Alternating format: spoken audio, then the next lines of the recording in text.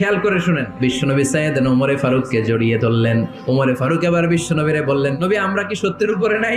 অবশ্যই ওমর, তুমি সত্যের উপরে আছো। ওমরে ফারুক বললেন, তাহলে লুকায় লুকায় আর দাওয়াত দেবো কেন? আমি তো কালিমা পড়ে ফেলছি, আসেন আমার সাথে বের হই। বিশ্বনবী বললেন, ওমর এটা মাক্কি জীবন, এখানে আমরা একটু গোপনে গোপনে দাওয়াত দিতে চাই। ওমরে ফারুক বলে, না, আমার দায়িত্ব, আমি একটা মিছিল দিতে চাই নবী। আল্লাহর নামের তাকবীর দিতে দিতে দারুল আরকাম থেকে শুরু করে মসজিদুল হারাম পর্যন্ত একটা মিছিল দিয়ে আমি মক্কা কাঁপাইয়া দেব।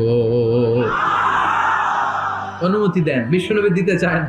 ওমর ফারুক অনেক বোঝানোর পরে স্বল্প পরিসরের একটা অনুমোদন পাওয়া গেল বিশ্বনবী সাল্লাল্লাহু আলাইহি ওয়াসাল্লামের কাছ থেকে। কিন্তু মিছিল যে দিবে, মিছিলের জন্য লোকের দরকার আছে না নাই? এখানে লোক নাই, আমি একাই মিছিল দিতেছি, এটা জমবে? মিছিল জমবে? খুঁজে উনি 11 জন মুসলিম সাহাবা পেলেন। ওমরে ফারুক বললেন, 11 জনই সই, এই 11 জন নিয়েই আমি আল্লাহর নামের তাকবীর দেব। 2 লাইন করলেন, পেছনে 6 জন, আর এই লাইনের নেতা বানালেন বিশ্বনবীর চাচা হামজাকে। আর